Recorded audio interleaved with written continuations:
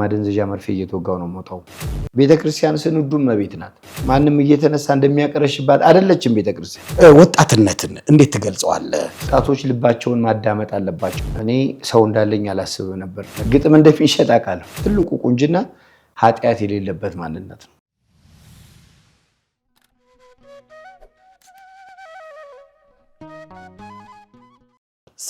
ሰላም ውድ የተዋሕዶ ልጆች በአገራችን በኢትዮጵያና በመላው ዓለም ላይ የምትገኙ እንደየሰዓት አቆጣጠራችሁ እንደምን አመሻችሁ እንደምን ዋላችሁ እንደምን አደራችሁ አሜን አምላካችን እግዚአብሔር ስሙ የተመሰገነ ይሁን ዛሬ እንደ እግዚአብሔር መልካምና ቅዱስ ፈቃድ ወጣትነት በዘመናችን የሚለው ፕሮግራም ላይ ነው ያለነው ዛሬ አንድ እንግዳ ወደዚህ ወደናንተ አቅርቤላችኋለሁ ታዲያ ከዚህ ከምንወደው ከምናከብረው እንግዳ ጋራ ልዩ የሆነ ቆይታ እናደርጋለን አብራችሁን ቆዩ ይህ በነጋሽ ሚዲያ የሚተላለፍ ፕሮግራም ነው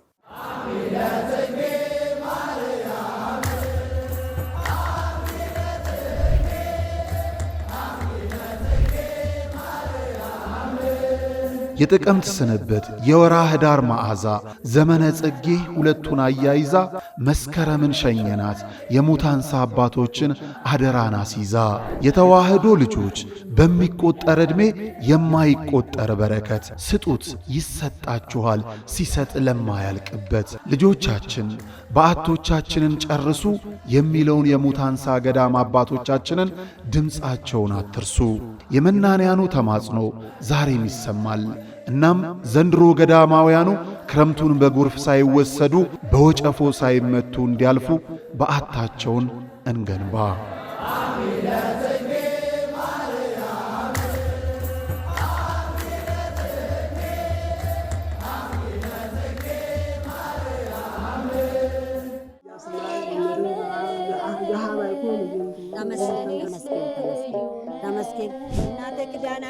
ለድካማችሁ ረፍትን የምትናፍቁ ለህመማችሁ መድኃኒት ፍለጋ የምትባዝኑ ተፈውሳችሁ ለመመለስ ወደ አንጎለላ ጽራሪያም ሰሚነሽ ኪዳነ ምሕረት ኑ በፈዋሽ ጸበሏ ተጠምቀን በእምነት በረከቷ ተሞልተን ደግሞ እንደ መላእክቱ በዝማሬ በምስጋና ደጇን ተሳልመን እንመለሳለን ስለ ጉዞ በፍጹም እንዳታስቡ ዘወትር ቅዳሜና እሁድ ከሌሊቱ 11 ሰዓት ጀምሮ መገናኛ ደራርቱ ሕንጻ ፊት ለፊት ወስዶ የሚመልስ በርካታ ባሶችን አቁመን እንጠብቆታለን ለበለጠ መረጃ ከታች ባሉት የገዳሙ የጉዞ ስልክ ቁጥሮች ይደውሉ መባ ስጦታችሁን ለመላክ ደግሞ የገዳሙን የባንክ አካውንቶች ይጠቀሙ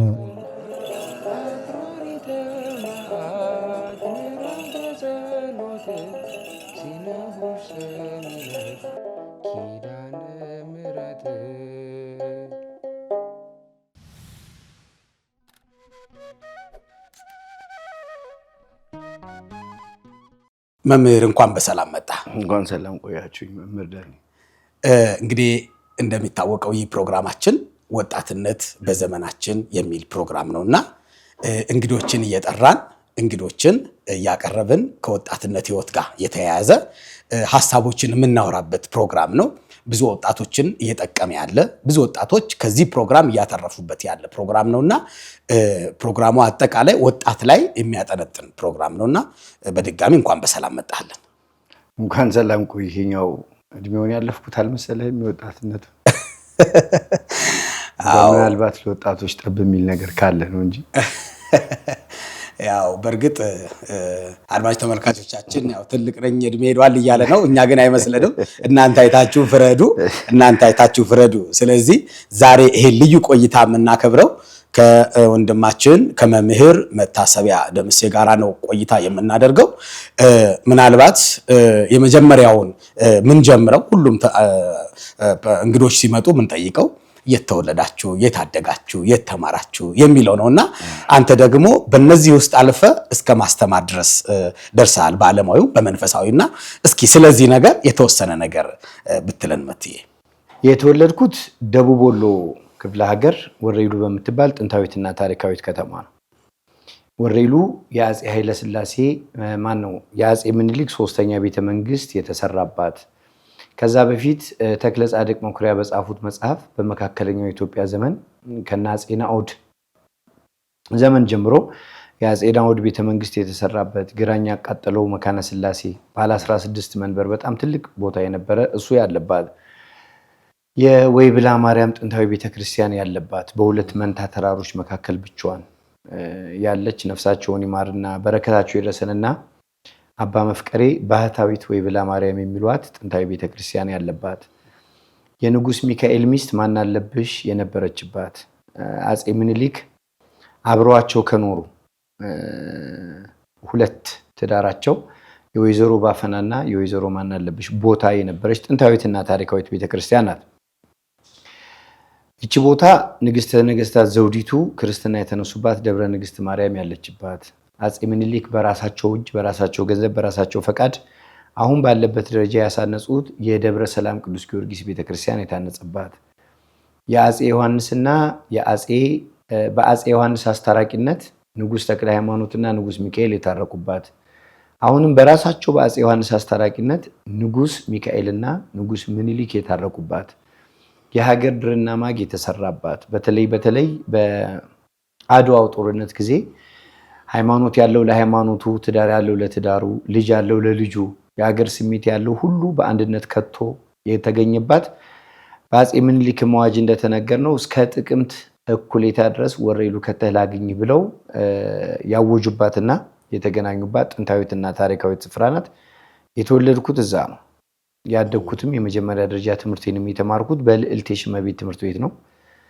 እኛ ስንማር ድል በዓል ነበር የሚባለው። የኛ ቤተሰቦች ሲማሩ ልዕልት የሽመቤት ነበር የሚባለው። አሁንም መልሰው ልዕልት የሽመቤት ወደሚል ስመልሰውታል። ያው ልዕልት የሽመቤት የአጼ ኃይለ ሥላሴ እናት ናቸው። የአጼ ኃይለ ሥላሴም ትውልድ በእናታቸው በኩል እዚሁ አካባቢ እንደሆነ ማየት ይቻላል እና የተማርኩት እዛው ነው። የመጀመሪያ ደረጃ ትምህርቴን የተማርኩት እዛ ነው። 9ኛ እና 10ኛ ክፍል የተማርኩት ወረኢሉ አጠቃላይ ከፍተኛ ሁለተኛ ደረጃ ትምህርት ቤት ነው። 11 እና 12 ለመማር ደግሞ የመጣሁት አብዮት ቅርስ ትምህርት ቤት ነው፣ አዲስ አበባ ማለት ነው። ይህንን ከጨረስኩኝ በኋላ የዩኒቨርሲቲ ትምህርቶች የነበሩት የመጀመሪያውን ትምህርት የተማርኩት አምቦ ነው። ቀጥሎ አዲስ አበባ ዩኒቨርሲቲ ተምሬያለሁ። ከዚያ ቀጥሎ ደግሞ በቅድስት ሥላሴ መንፈሳዊ ዩኒቨርሲቲ እስከ ማስተርስ ድረስ 7 ዓመታትን ያክል ተምሬያለሁ። ከዚሁ ጋር ደግሞ ጎን ለጎን ሌሎች የተማርኳቸው ትምህርቶች አሉ። ለምሳሌ በጌጅ ኮሌጅ ማስተር ኦፍ ቢዝነስ አድሚኒስትሬሽን እና ሌሎች አጫጭር ስልጠናዎችን ወስጃለሁ። በጣም የሚገርም ነው መምህር መታሰቢያ። በጣም የገረሙኝ ነገሮችን ላንሳው። ማለት ወራኢሉ ቅዱስ ጊዮርጊስ ቤተክርስቲያን ወይም ደግሞ ከአጼ ምኒልክ ጋር የተገናኘ ነገር በጣም ጥልቅ የሆኑ ነገሮች ናቸው ያሉት እና ምናልባት እኔም አንተም ወስደኝ ከዚህ በፊት እድሉን ለመጠቀም እንትን ብያለሁ ሞክሬያለሁና ሄጃለሁና በጣም የሚገርም ሀገር ነው። የሚገርም ስፍራ ነው። ብዙ ታሪክ ያለበት ሀገር ነውና እግዚአብሔር ቢፈቅድና ቢወድ በሌላ ፕሮግራም ስለ ወራኢሉ ቅዱስ ጊዮርጊስ ወይም ደግሞ እዛ አካባቢ ስላለው ከአጼ ምኒልክ ጋር የተገናኘ ነገር ወደፊት አንድ ፕሮግራም ብንሰራ ብዬ አስባለሁኝ። ምክንያቱም ብዙ የሚነገር ነገር ስላለ ማለት ነውና ይሄ እንደው እንደ ጠብታ ነው የተወሰነ ነገርከን አንተን ለማስተዋወቅ ያለው እና በጣም ስለገረመኝ ነው መምሪዬ። ሁለተኛው በትምህርት ዓለም ላይ ስታልፍ አሁን በአምቦ ዩኒቨርሲቲም ወይም ደግሞ በቅድስት ሥላሴ ኮሌጅም ስታልፍ ያ ዘመን ወጣትነት ዘመን ነውና ምናልባት አሁን ይሄ ጥቅምት ወር ብዙ ወጣቶች ወደ ዩኒቨርሲቲ የሚገቡበት አዲስ አበባም ሊሆን ይችላል ከአዲስ አበባም ውጪ ወደ ክፍለ ሀገር የሚሄዱበት ሰዓት ነውና እንዴት ነበረ ያ የዩኒቨርሲቲ የወጣትነት ህይወት? በዛ ውስጥ ደግሞ የግቢ ጉባኤ ትምህርትም ነበርና እንዴት ነበረ? እስቲ ወጣቶቹን ብትነግራቸው ብትመክራቸው። ምን አለ መሰለ መምህር፣ እግዚአብሔር አዳምን ሲፈጥረው ለአዳም የሰጠው ትልቁ ሀብት ነፃ ፈቃድ ነው። እቺ ነፃ በለስ አትብላ መከልከል እኮ ይችል ነበር። እሷን ባትበላ ጥሩ ነው፣ ከበላህ ግን ሞትን ትሞታለህ ነው አይደለም? ያ ማለት ባይበላት ህጉን ቢጠብቅ ክብር ይወርስባታል፣ ቢበላት ሞትን ይሞትባታል። ስለዚህ ለመብላትም ላለመብላትም የአዳም ነፃ ፈቃድ ነበረ። እግዚአብሔር ነውና ሁሉን አዋቂ ነውና አዳም ዕፀ በለስን እንደሚበላት እግዚአብሔር ቢያውቅ ባህሪው ስለፈቀደለት፣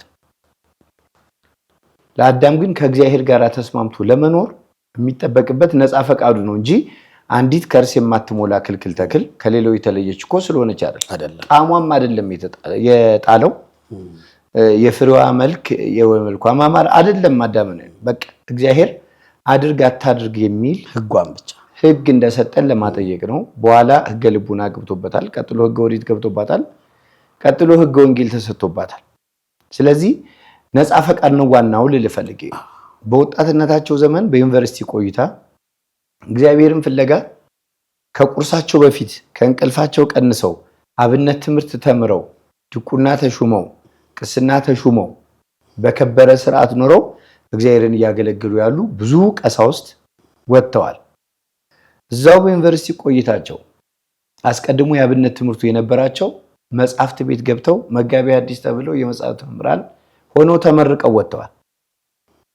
ብዙ ወንድሞችና እህቶች እከሌ ከሌ ማለት አያስፈልግም እንጂ ስም መጥራት በምንችለው መልኩ ለትምህርት ሄደው እግዚአብሔርን አውቀው ነገረ ክርስቶስ ገብቷቸው ይችን ዓለም እርግፍ አድርገው ትተው ወደ ምናኔውም ጠቅልለው የገቡ ሰዎች አሉ። በዛው ልክ ደግሞ የወጣትነት ጉልበታቸውን ጫት ያነቀዘው ሐሺሽ ያባከነው ወጣትነታቸው የባከነባቸው ወጣቶች አሉ።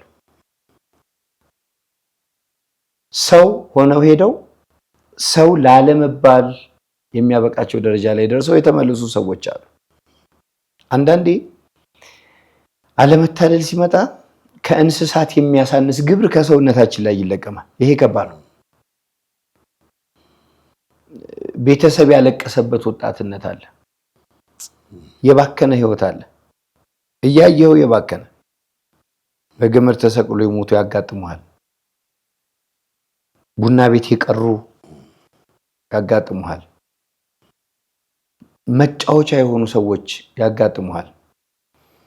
በዛው ልክ ደግሞ እግዚአብሔርን ፍለጋ እግዚአብሔርን አውቀው ሄደው በግቢ ጉባኤ ትምህርት ህይወታቸውን ያጠነከሩ ሰንበት ተማሪዎች ሆኑ ራሳቸውን ያነጹ ከዘመድ ከወዳጆቻቸው ርቀው ሲሄዱ ቤተክርስቲያንን ለዝምድናዋ የተጠጓት በነፍስም በስጋም ለቤተክርስቲያን የቤተክርስቲያን ልጆች ሆነው የተገኙላት ስምም ህይወትም የሰመረላቸው ሰዎች አሉ።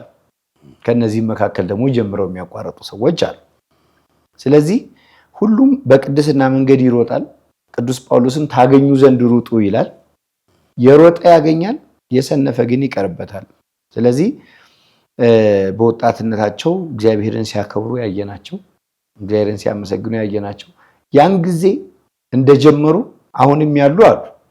በነገራችን ላይ እኛ ስንማር የነበረ ግቢ ጉባኤ ዛሬም ድረስ እንገናኛለን። ግን አብዛኛዎቹ ዶክተሮች ናቸው።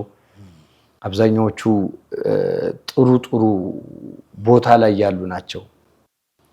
የሚገርም ነገር ያኔ የነበሩት አለባበስ እስካሁን ድረስ ያልተቀየረ፣ ግን እግዚአብሔርን እያገለገሉ በምግባርም የበሰሉ በስራም የተለወጡ ሰዎች አሉ። ዛሬም ተመስገን የሚሉ ዛሬም እኔ ማነኝ የሚሉ ሰዎች ሁሉ አሉ። እነዚህ ወጣትነታቸውን በአግባቡ የተጠቀሙበት ናቸው ብዬ አስባለሁ። ይህ በተለምዶ ብዙ ወጣት የሚባክንበት በክተራ የሚባል ቦታ አለ በየዩኒቨርሲቲው። በቃ ስሙ ራሱ እንደዛ በየዋህነት ስለምትነዳ እኮ ነው ይመስልሃል። ግን በክርስትና ህይወት ስንኖር አሻግረን የምናይበት አይን ካለን የምንጠጋባት ቤተክርስቲያን የምንፈልጋት ቤተክርስቲያን ለልጆቿ የሚሆን ማደሪያ በየቦታው አላት። እንደየአቅምህ ነው የምታድረው፣ እንደየጸጋህ ነው የምታድረው። መክሊታ አንድ ከሆነ ባለ ሶስቱን ባለ አምስቱን አታይም። መክሊት ሶስት ከሆነ ወደ አንድነት አታንስም፣ ወደ አምስትነት ከፍ አትልም። በሰራው ቁጥር ነው የሚጨመርልህና እንደ ያስከው አያያዝና እንደ ተጠጋኸው ሰው ነው። ያው ቅዱስ ዳዊት ዘምስለ ጸዋት ትጸውግ ይላል። ከጠማማ ጋር ከዋልክ ጠማማ ሆነ ትገኛለህ፣ ከቅን ጋር ከዋልክ ቅን ሆነ ትገኛለህ የሚለው ይሄ አለ አይደል? መልካሙን ባልንጀርነት መልካሙ ምንድነው? መጥፎ ባልንጀርነት መልካሙን አመል ያጠፋል እንዳለ ቅዱስ መጽሐፍ እንደ ውሎህ ነውና ለወጣትነታቸው ቤተክርስቲያንን የተጠጉ ብዙ አትርፈዋል እና እግዚአብሔር ረድቶን ቤተክርስቲያንን ከተጠጉት ወገን ነበርና እግዚአብሔር በባዕድ ሀገር ሞገስ ሆኖልናል። ጉዳዩ እንዲህ ነው አልልህም፣ ግን እኛ በተማርንበት ዓመት በጣም ክፉ ጊዜ ነበረ። በማንነት በዘርህ ተጓድነህ የምትጣላበት ጊዜ ነበረ። ያን ጊዜ በረከታቸው ትድረሰንና ብፁዕ አቡነ ኤጲፋኒዎስ ልጆቻቸውን ሰብስበው ሰንበት ትምህርት ቤት አዳራሽ ውስጥ አስቀምጠው እሳቸው በርጋ ቁጭ ብለው እየጠበቁ ማለት በቃ ደስ ይላል። አምቦ ኪዳነ ምሕረትና አምቦ ኢየሱስ ነበረ ይሄንን ጊዜ ያሳለፍነው በጣም ደስ በሚል ሁኔታ። ህዝቡም ደግ ነበረ እና አሁን አንዳንድ ጊዜ እንደዚህ በተቧድኖ ባለ ጠብ ውስጥ ህዝብንም ዘርንም ወቅሼ አላውቅም። እግዚአብሔር ነው የሚያውቀው። በቃ እግዚአብሔር የፈቀደለት ህዝብ እግዚአብሔር ተጠቀም ሲልህ በህዝቡም በአጋጣሚውም በሁኔታዎችም መካከል እግዚአብሔር ያሳልፋል። ያው ቅዱስ ዳዊት በመዝሙር 22 ላይ እንደተናገረው እግዚአብሔር እረኛዬ ነው የሚያሳጣኝ ይልና በሞት ጥላ መካከል እንኳን ብሄድ ክፉን አልፈራም የሚል የለ። በቃ እግዚአብሔር እንደዛ አድርጎ ነበር ያንን ጊዜ ያሻገረንና እኔ የነበርኩበት ዘመን ይሄንን ይመስላል። እና አሁን ያኔ አብረን ሰንበት ትምህርት ቤትም ግቢ ጉባኤም ስናገለግል የነበርን ሰዎች ዛሬ ራሱ በሰንበት ትምህርት ቤት አንድነት የምታገኛቸው አሉ፣ በግቢ ጉባኤ ህብረት የምታገኛቸው አሉ፣ በአገልግሎት የምትገናኛቸው አሉ።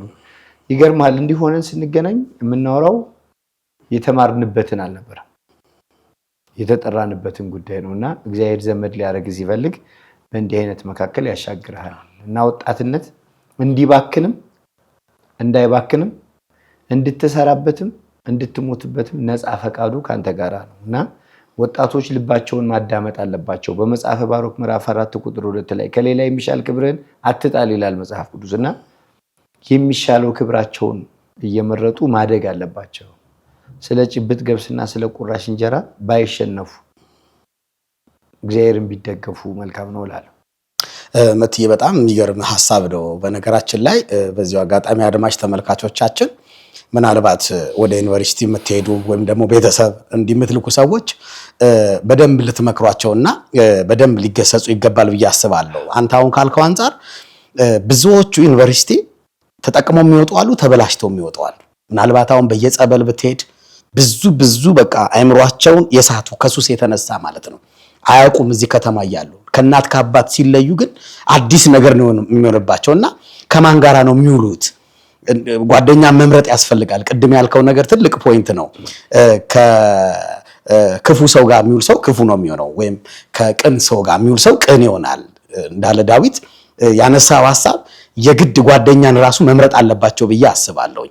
ምናልባት የዘመኑ ዘመናዊነትና አሪፍነት አራዳነት ወደ እግዚአብሔር መጠጋት ይመስለኛል።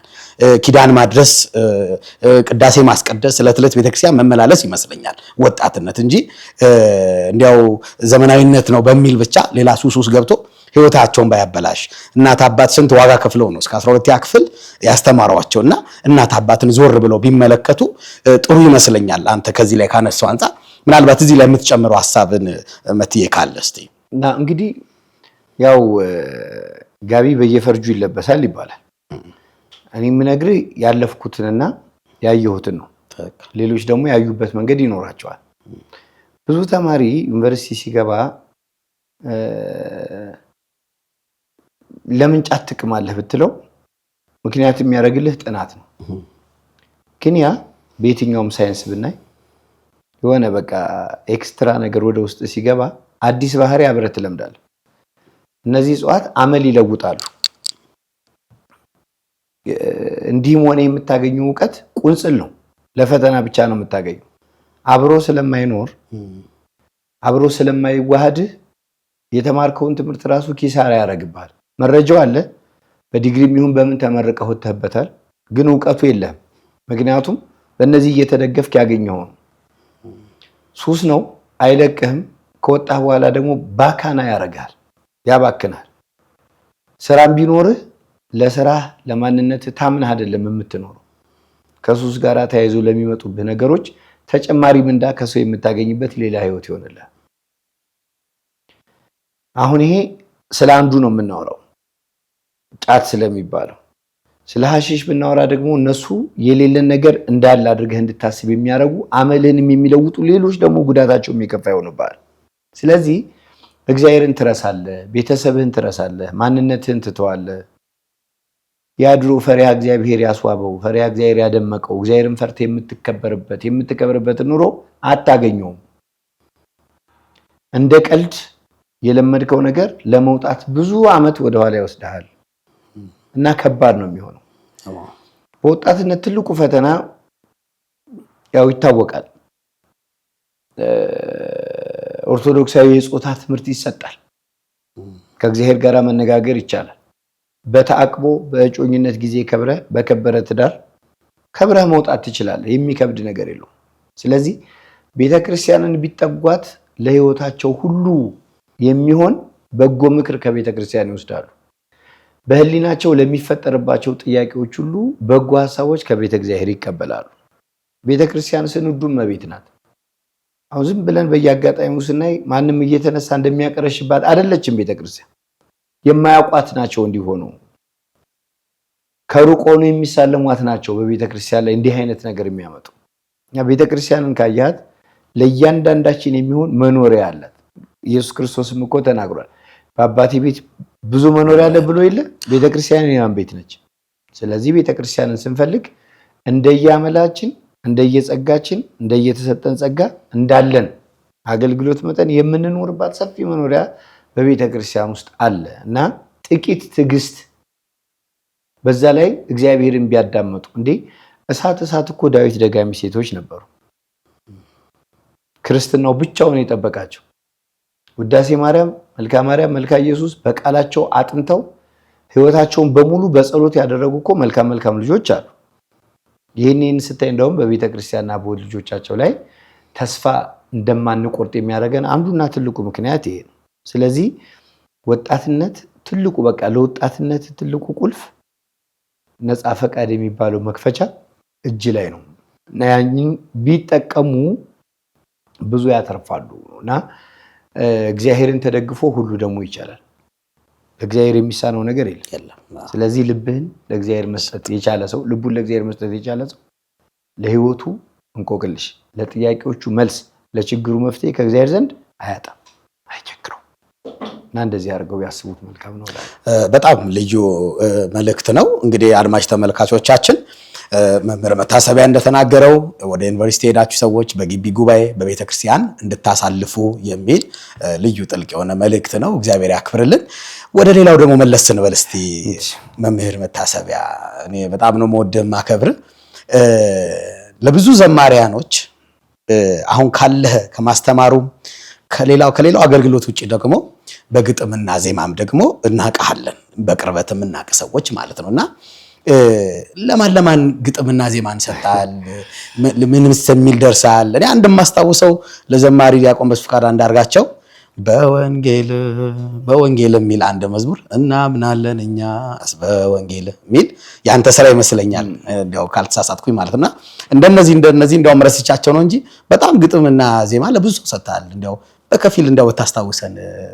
አይ ዜማ እንኳን እውነት ለመናገር ዜማ ሰርቼ አላውቅም፣ አልሞክረውም ሁላ። ኦኬ ግጥም መሞከርም አልፈልግም። ለምን እንግዲህ ያው ቤተክርስቲያን ልዩ ቤት አይደለች። ደግሞ የቤተክርስቲያን ዜማ ስታስብ ከቅዱስ ያሬድ አገልግሎት ጋራ በአንድም በሌላ መልክ ትገናኛል። ስለዚህ የማይነካውን መንካት ነው የሚመስለኝ። እንደው ግደለኝ እንጂ ዜማ የምትባል ነገር አልሞክርም። ወደፊት አሳቢ ይባላል። ግጥሙ ግን ምን መሰለ፣ የግጥሙ መነሻ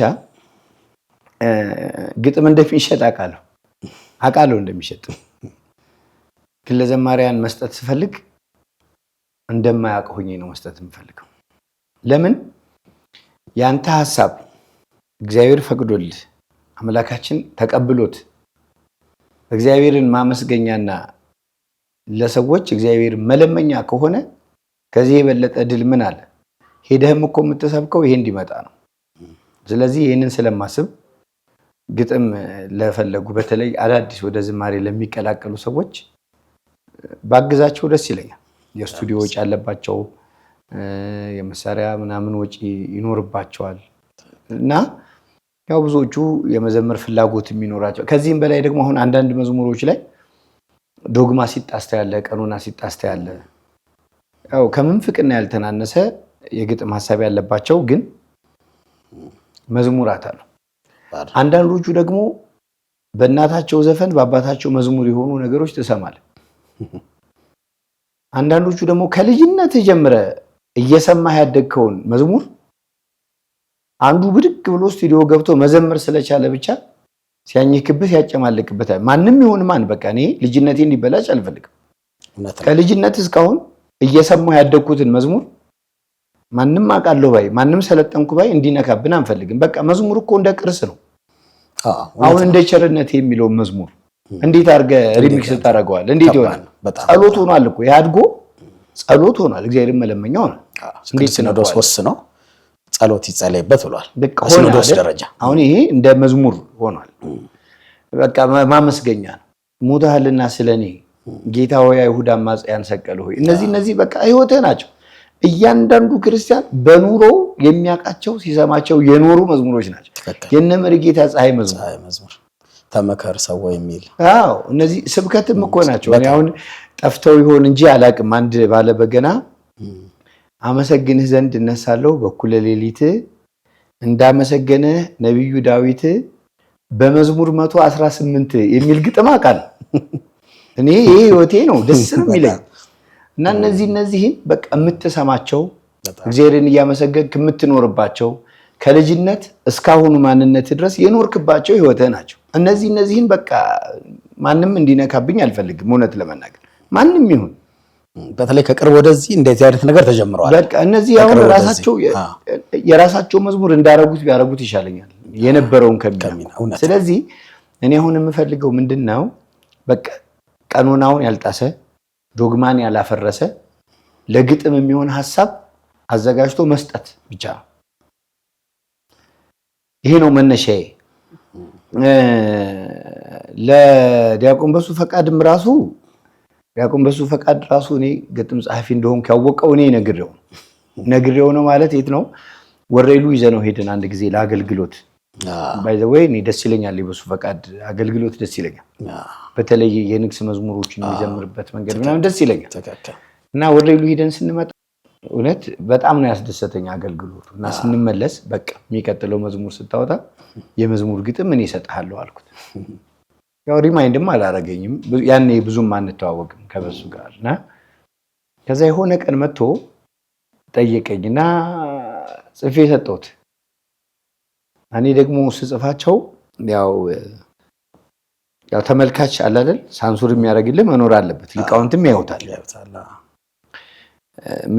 የማንም ሐሳብ ይሁን የማን የኦርቶዶክስ መዝሙር ስለሚባል የቤተክርስቲያን ሊቃውንት ማየት አለባቸው፣ መተቸት አለባቸው። ይሄ እኔ እምነት ነው። ከዛ የሚጣል ሊኖር ይችላል ብዬ ስለማስብ ግጥሞቹን በዛ አድርጌ ነው የምሰጠው እና ሁሌ የሚለኝ ነገር አለ። እባክህ አንተ አይጣልም ዝም ብለህ አምጣ ይልና ሁሉንም ሰብስቦ ነው የሚወስደው እና ይሄን አልፈልግም ብሎ ሁላ አይመልስልኝ እና እንደዛ አደረግን።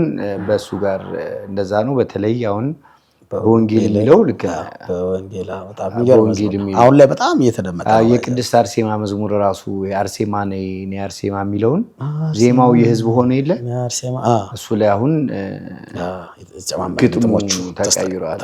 ነውሬን የማትገልጭ የምስጢር ሙዳዬ አርሴማ ነኝ ልኝ ጥላ ከለላይ አይነት እንደነዚህ አድርጌ እሱን ሰጥቼዋለሁ እና የኔ የማይመስለኝ ድጋሚ ስሰማው ደስ የሚለኝ እንሄዳለን ግሸን የሚለውን የህዝብ ዜማ ተጠቅሞ ለግሸን ለአክሱም ለጻድቃኔ ማርያም አድርጎ ይሰራዋል። ባይ ዘ ዌይ እሱ ራሱ ጥሩ ክሬቲቪቲ አለው በሱ ፈቃድ። አሁን እሱ እስኪ መዝሙር ግጥም ጻፍ ሲለኝ ዜማ ላክ ነው የምለው እና አመሌን ስለሚያውቅ እሱ የሆነ ዜማ ይልክልኛል። እሱም ተከተለ ግጥምን ባይኖር ድምጹን ዜማውን ይልክልኛል። በዛ ያው እሱን የሚደረገው ምንድነው ቀለም ስንቆጥር እንዳይበላሽ አንዳንድ አሁን በሊቃውንት ዘንድ የግዕዝ ቃል ከተጠቀምክ ተጣዩን ተነሹን ወዳቂ ካደረክ ጥሩ አይደለም እና ያንን እንዳይሆን በቃ እና ብዙ ጊዜ ለሱ ነውና ለሌሎች ጀማሪዎችም እንደዚሁ አሁንም ካመጣቸው ይሰጣል እና ማመስገኛ እንዲሁ በጣም ደስ ይላል። ይሄን እንድትናገር ስለፈለኩ ለምን መሰለህ ካልካድን በስተቀር እያንዳንዳችን በሰው ተደግፈን ነው የመጣነው። እውነት ነው። በሰው ተደግፈን ነው የመጣነው። አሁን 500 ኪሎ ሜትር ከአዲስ አበባ ርቄ ስማር ያን ጊዜ የሚያግዘኝ የነበረ መምህር ቦሌ መድኃኔዓለም ስመጣ እሱ ያስተማረበት ሰንበት ትምህርት ቤት እኔ ሳገለግል አግኝቶኝ በጣም ተላቅሰንበታል። ማንም በማንም ላይ ተደግፎ ነው። ስለዚህ ዛሬ የሆነ ሰው ይቸገራል፣ ነገ ምን ላይ እንደሚደርስ አታውቀውም። እንደው እከሌ ያደርግልኛል ብለህ ሳይሆን የደግነት ካሳው ከእግዚአብሔር ደጅ ስለሆነ በቃ እንዲሁ ሰው መተጋገዝ ቢችል ጥሩ ስለሆነ ነው እንደዚህ የማደርገው እና አሁንም ካሉ ለጀማሪዎች እውነት ነው እና እንደግፋለን። በጣም ጥሩ እውነት ነው። ሰው ከነድክመቱ ይጠቅማል ይባላል። ሰው ይጠቅማል፣ በየትኛውም መንገድ ሰው ይጠቅማል እና እውነት ነው መትዬ። በጣም ወደፊት ምናልባት ለአድማጭ ለተመልካቾቻችን የራሱ የሆነ ፕሮግራም ደግሞ ሲኖረን በደንብ አድርገን ዘርዝረውን ደግሞ እናወጣለን። ከጊዜ አንጻር ነው አሁን የተወሰነ አንተ ያለህበትን የአገልግሎት ዘርፍ ለመንገር ያህል ነው ያነሳ ነው። ምናልባት መትዬ ወደዚህ ደግሞ አንድ ነገር ልምጣ እስቲ። ማለት ብዙ ጥልቅ አንገባበትም፣ ግን የሰው ልጅ በህይወቱ ሲኖር መውደቅ፣ መነሳት፣ መታመም፣ መዳን ብዙ ነገሮች አሉብንና እኛ ሰዎች እንግዲህ ህይወታችን አንዱ ያ ነው የሚገልጠና እንግዲህ የዛሬ ስንት ዓመት አስታውሳለሁ 7-8 ዓመት አካባቢ በተወሰነ እንዲያው ብንዳስሰው የተወሰነ የህመም ጉዳይ ነበርና የሚያሳዝን ነገር ነው። በእርግጥ ወጣቱ ሰው ከታመመ በኋላ መዳን እንደሚችል ተስፋ እንዳይቆርጥና አሁንም ላይ በህመም ያሉ ሰዎች ይኖራሉና መትዬ የተወሰነ እንዲያው ብንዳስሰው ያችንን ወቅት ያው ሰፊ ጊዜ ነው የሚፈልገው፣ ግን የተወሰነ ብንዳስሰው መትዬ። ያው የዛን ጊዜ የነበረው አጋጣሚ በጣም ያስደነግጥ ነበር፣ በጣም ያስፈራ ነበር። የመጀመሪያው ትልቁ ነገር እግዚአብሔር አንተን ሊጎበኝ ሲፈልግ ምክንያት ያዘጋጅልሃል። አሁን አንዳንድ ጊዜ በብዙ መከራ ውስጥ ያሉ ሰዎች እንደው ከብስጭታቸው በፊት እግዚአብሔር ማዳመጥ ቢጀምሩ መልካም ነው ብዬ አስባለሁ። መጀመሪያ የራስን ነገር ነው የምታስተካክለው። አስተማሚ ላይኖርህ ይችላል፣ ጠያቂ ላይኖርህ ይችላል፣ የሚደርስልህ ላይኖርህ ይችላል። ብዙ ተስፋ የሚያስቆርጡ እንከኖች ሊያጋጥሙህ ይችላሉ። እነዚህን ሁሉ ነገሮች አይቻቸዋል። ሰው ሁሉ ተኝቶ ሲያድር አንተ እየተሰቃየህ ነው የሚነጋው።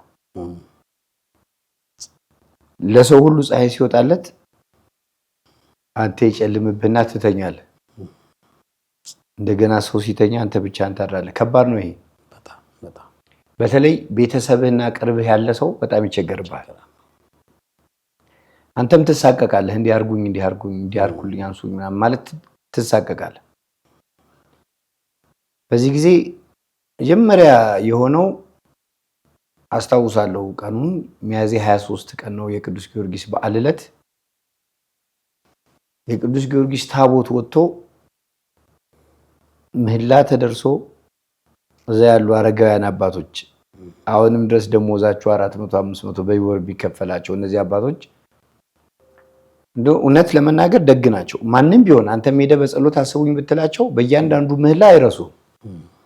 በቃ አትርሱኝ ከባድ ጸሎት ነው እኛ ሀገር። አንተ ብቻ ያልሆነብህም ላልሆነብህም ነገር እንደው አትርሱኝ ብለህ ስመ ክርስትናህን መስጠት ነውና አትርሱኝ እንደ ፍትሃት ነው የሚከበረው። እና ሰማዕቱን ተማጽነው ወር በገባ ከ1 ጀምሮ እስከ 7 ድረስ ምህላ ሲደረግ በልዩነት አስበው ይመስለኛል እግዚአብሔር የሚያልጨከነብኝ ለዛ ይመስለኛል። ሁለተኛው እግዚአብሔር ሰው ያዘጋጅልሃል። በቃ ሰው እግዚአብሔር የሆነ ቦታ ላንተ ያዘጋጅልህ ሰው እንዳለ ይገባኝ ያኔ ነው። ለምሳሌ አንተን ያኔ ነው ማቀ አይደል? ያው በክፉ ቀን ያገኛቸው ዘመዶች አይረሱ። ያው ጠቅለል አድርገን እንየው ስለተባለ እንጂ እንዲሁ ማውራት ይቻል ነበር። ታስታውስ ከሆነ አቶ ዘሪሁን አያሌው የሚባሉ ሰው በዛን ቀን ከእግዚአብሔር የተላኩ መልእክተኛ እስኪመስሉን ድረስ እግዚአብሔር ድንገት የላከልን ሰው እሳቸው ነበር። በነገራችን ላይ እስካሁን አላገኘኋቸውም በአካል። ያው ከዘራይን ጥዬ ሲሄድ ነው ማግኘት የምፈልገው እና ብዙ ሆኗል። እና ያኔ እንግዲህ ይህን ሁሉ ዓመት ቤተክርስቲያንን ገጠርም ከተማም ስናገለግል እግዚአብሔር በሚያውቀው ሰው እንዲያውቀው፣ ሰው እንዲከተለው፣ ሰው እንዲፈልገው አልነበረም። ያ ሁሉ አገልግሎት የተገለገለ በቃ እንዲሁ የነፍስ ነበር። እና እኔ የአገልግሎት ካሳይን የተቀበልኩበት የፈተና ጊዜ ነው ብዬ ነው የማስበው። እኔ ሰው እንዳለኝ አላስብም ነበር። ለካ ቤተክርስቲያን እሷ አዘጋጅታልኝ ነበርና ቤተክርስቲያን ምክንያት ሆና ያንን ክፉ ዘመን ተሻግረናል። ማለት ቢያልቅ በቃ ቢለኝ ደስ ይለኝ ነበር። ግን እግዚአብሔር ምክንያት ስላለው እግዚአብሔርን እጠብቀዋለሁ። ችግር የለውም። አሁን ምልህ ማመስገኛም ይሆናል። እግዚአብሔርን ተመስገን የምትልበት ይሆናል። አሁን እንደዚህ አንዳንድ የአገልግሎት ምናምን ስወጣ የማደንዘዣ መርፌ እየተወጋው ነው የምወጣው። ከዛ ውጭ ግን በቃ እግዚአብሔር የፈቀደው። ስለዚህ በህይወት ውስጥ እግዚአብሔር ፈቃዱ ከሆነ አንተ እምቢ የምትልበት ምክንያት የለም። አሁን ያን ጊዜ ተስፋ የሚያስቆርጥ ነው አይተሃል። እና ደረቴ ላይ ቁጭ አድርጌ በላፕቶፕ መለማመድ ሁላ ጀምሬ ነበር ጽሁፍ። እንደዛ ሆነ ብትቀር ግን ህይወት መቀጠል አለበት። እና ጎፋ መካነ ሕያዋን ቅዱስ ገብርኤል ካቴድራል ሰንበት ትምህርት ቤት በጣም ብዙ ዋጋ ከከፈሉ ተቋማት አንዶቹ እነሱ ናቸው። እና እነሱን ለመካስ አጋጣሚ ነበረኝ እና አንድ 10 መጽሐፎች ለነሱ አዘጋጅቻለሁ። ግን አንዱም ላይ ስሜ የለበትም። የነፍስ ነው አገልግሎት አይደል? ነፍስህን ላተረፈልህ ሰው ያለህ ነው የምሰጠው። እና ደስ ይለኛል። በጣም ብዙ ተማሪዎች አንድ ስርዓተ ትምህርት ሆኗል። 5 ዓመት አካባቢ ኦልሞስት ተጠቅመውበታል። ለአንድ ስርዓተ ትምህርት የሚሆን ነገር አድርገናል ማለት ነው። አሁንም እናወራለን፣ አሁንም በቅርብ እንገናኛለን። እና ያንን ክፉ ቀን እግዚአብሔር የምደገፍበት ሰፊ መደገፊያ ሰርቶልኝ ነው። በቃ እግዚአብሔር መከዳ ነው ይሆንልኝ። ስለዚህ የሚሰራህም የሚያፈርስህም እሱ አይደል? ጧትም ማታም በደጁ መውደቅ ከቻልክ ብዙ የምታልፍበት መንገድ ብዙ የምትሄድበት መንገድ አለና ብዙ ሰውነትህ ብቻ ምክንያት ሆኗቸው ከየትኛውም የዓለም ገጽ ያገዙ ሰዎች አሉ። ተማምነህባቸው ደግሞ ፊትህን የሚያዞሩባቸው ሰዎች አሉ። ለምን ሆነ አትልም። በቃ እግዚአብሔር አንተን መጽደቂያ አድርጎ ካዘጋጀህ ለጽድቁ ያጫቸው ሰዎች ይተባበሩልሃል።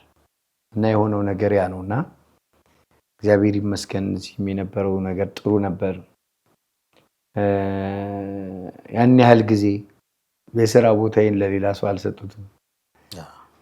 ማስታውሰው የግንቦት ልደታ ዝግጅት ቆመን እናገለግላቸው ነበርና የምሰራበት ተቋም መስከረም የሚባል ትምህርት ቤት ነው። የዛን ጊዜ አለቃ የነበረው ሰው አሁን ትልቅ ቦታ ላይ ነው ያለው። ሙሉ ስታፉ መጥቶ የልደታዋን በግ ይዘዋት መጥተው አብረው በቃ ብዙ ብዙ ብዙ ብዙ ያለቀስኩበት ቀን አለ።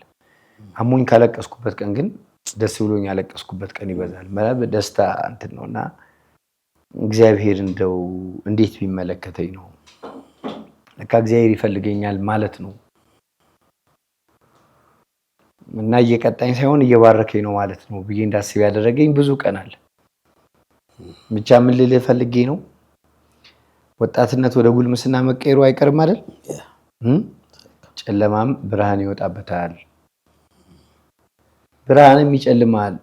ስለዚህ ቀኑም ሌሊቱም ብርሃን እንዲሆንልህ ከማይተው አምላክ ከልዑል እግዚአብሔር ጋር ብትኖር እግዚአብሔር በሕይወት ውስጥ ብዙ መንገዶች ያዘጋጃል። ገልበጥ አድርገም ደግሞ በመንፈሳዊት ስታየው ነቢያትም ቢሆኑ ሐዋርያትም ቢሆኑ ሐዋርያን አበውም ቢሆኑ በክርስትና ውስጥ ሲኖሩ በመከራ ያለፉ የሞቱ እንዲህ ነው እንጂ የምናገኘው የተሳካላቸው በስልጣን የተቀመጡ ምናምን አይደሉ። ስለዚህ የክርስትና እሴቱ ነው ማለት ነው። እና እግዚአብሔር አምላክ እሱን ተደግፌ ይሄን ተሻገርኩት እላለሁ።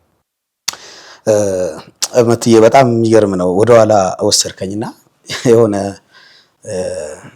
ትንሽ በዛ ሰዓት የነበረው አንተ ጋር የነበረው ቻሌንጅ ማለት ህመሙ ፔኑ ምን ያህል እንደነበረ በእውነት ማሰብ ጀመርኩ፣ እግዚአብሔር በሚያውቀው ማለት ነውና ምናልባት አድማጭ ተመልካቾቻችን ምን አሞት ነው ምንድነው እንዳይሉ ከዲስክ መንሸራተት ጋር የተገናኘ ነገር ነው። ምናልባት አንተ ትገልጠዋለህ። እኔ እንደዚህ አይነት በሽታ በስም እንጂ እንደዚህ ገጥሞኝ አያውቅም ነበርና በወቅቱ ማስታውሰው ትንሽ እንኳን ዞር እንኳን ማለት አትችልም ነበር። ተወሰነች እንደዚህ እኔ እንኳን ሳስታውሰው እንዲያውም አንዴ ለጸሎት መተን ሊቃይላፍ ቀሲስ ኢያሱን አውሰናይ እሳቸው ምናምን እዛ የመጣን ቀን ቤት ማለት ነው በእንትን ነበረ ከአንድ ቦታ ወደ አንድ ቦታ በአራት ማዕዘን በአንሶላ ተይዞ እንዲህ ነበር አንተን ወደ አንድ ቦታ የምናረጋው ለጥንቃቄ ተብሎ ማለት ነው። እና በዚህ ልክ ነው እንደ እስክል ድረስ እኔ እንደዚህ አላቅም ነበር እግዚአብሔር በሚያውቀውና ያ መከራ ያ የጭንቅ ቀን መትዬ መቼም የደረሰበት ያየው ሰው ነው የሚያውቀውና እሱን እንዲያው ህመሙን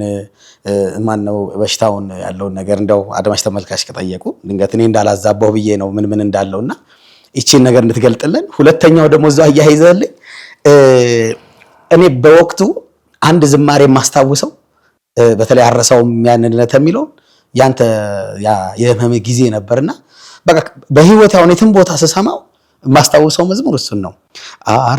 አረሳውም ያንን ዕለት አልዘነጋው የሚለው እምየው ኪዳነ ምሕረት ምናምን የሚለው መዝሙር እና ከሷ ጋር የነበረህን ነገር አስታውሳለሁ። ዳንዳ ሐኪም ቤት ስንሄድ የሆነ ቦታ ስንመጣ ከእንባ ጋር ነበር የምትሰማው ውስጥ በጣም የሆነ ነገር እየተነካ ነበር የዛ ሰዓት መትዬ ለእንትን አይደለም ነገር የምሬን ነው። በቃ አንተን ነው ማስታውስ የትም ቦታ ማለት ነው። ለራሱ ለዘማሪ ሙልቀን ነግሬዋለሁ ይሄ መዝሙር አላቅም ምናምን ያወቅኩት በመምህር መታሰቢያ ነው ብዬ ነበር። እስኪ ኪዳነ ምሕረትንና አሁን ያልኩን ጥያቄ እስኪ አያይዘዋቸው። እንኳን አደረሳችሁ።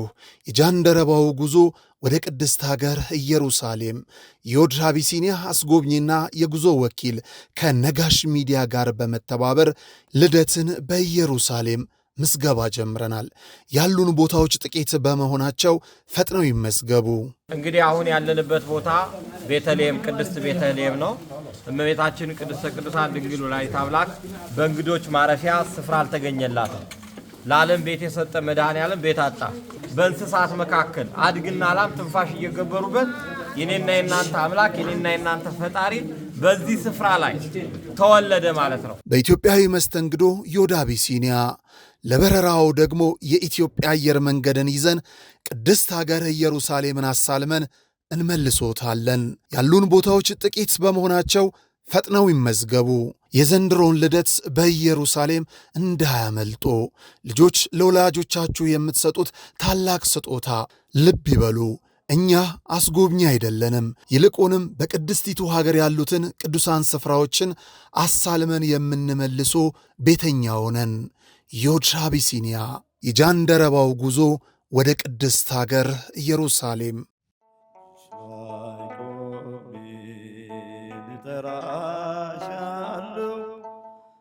የተሰጠንን ብናውቀው የተከለከልነው ምንም ማለት አይደለም። ክቡራን ተመልካቾቻችን ይህ ከጀርባ የምትመለከቱት ማዕከል ክቡር የሆነው የሰው ልጅ በጎዳና ተጥሎ በሱሱ ምክንያት ከሰው ተነጥሎ ይኖርበት የነበረውን ዓለም ቀድሞ እንደተፈቀደለት ርስቱ አድርጎ እንዲኖርባት ያነበረበትን ሱስ ጥሎ እንዲወጣ የሚደረግበት የሱስ ማገገሚያ ማዕከል ነው። ልጆቻችን፣ ወላጆቻችን፣ ጓደኞቻችንም ጭምር በዚህ ሰዓት የት ናቸው ብለን ስናስብ በአእምሮ ህመም የሚሰቃዩ ባልባሌ ሱሶች ውስጥ ወድቀው ትላንት ከነበሩበት ከፍታ ዝቅ ብለው የሚታዩ ነገ ወደ ነበሩበት የሚመለሱ ስለመሆናቸው እርግጠኛ ይሁኑ። ምክንያቱም በዚህ ማዕከል ሁሉ ተችሏልና።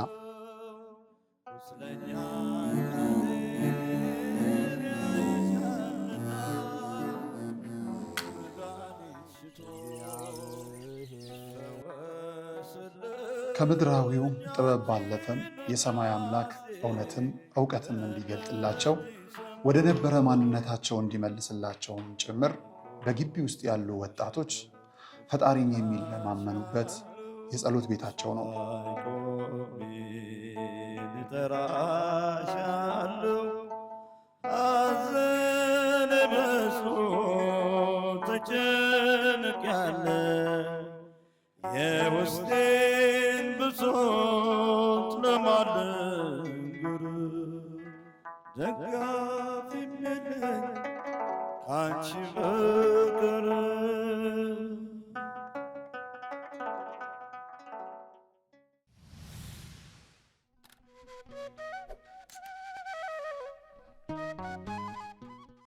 የኪዳነ ምሕረት መዝሙር ለኔ የተደረሰ ነው የሚመስለኝ።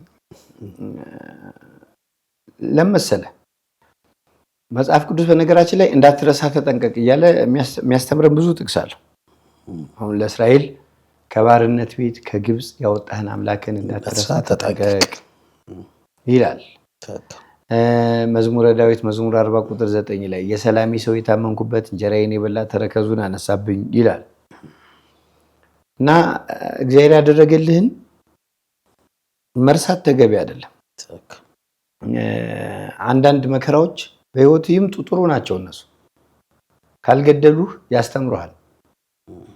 ስለዚህ የማይገድል መከራ ሁልጊዜ ትምህርት አለው። ይህንን አትጥለው። በህይወት ውስጥ ደግሞ እንደዚህ አይነት ፈተና ሲመጣብህ እንደ ተኮላ ወርቅ እንደ ነጠረ ብር ተፈትነህ ትወጣለህ። የሚደግፈው እግዚአብሔር ነው። በቃ በእግዚአብሔር ታመን እና ግጥሞቹ በጣም ደስ ይሉኛል። ግጥሞቹ ባይዘወይ እኔ መዝሙር ስሰማ መጀመሪያ ግጥሙን ነው መውደድ የምፈልገው ግጥሙን ነው። እና ግጥሙን በደንብ ኢንተርናላይዝ ስታደርገው ስሜቶችን የራስን ህይወት ስታስብበት ይመጣል። እና ለዛ ነው የምወደው አረሳው። አሁን ራሱ ሰሚነሽ ኪዳነ ምህረት አገልግሎት ምናምን ሲሄድ ብዙ ጊዜ ይህ መዝሙር እኔ ራሴ እዘምራለሁ። ብዙ ጊዜ ድምፄ ባያምር በቃ በልቤ ውስጥ አለና ደስ ይለኛል። መዝሙሩ ግጥሙ ደስ ይለኛል። እና ያው የዲስክ ችግር ብዙ ደረጃዎች አሉት።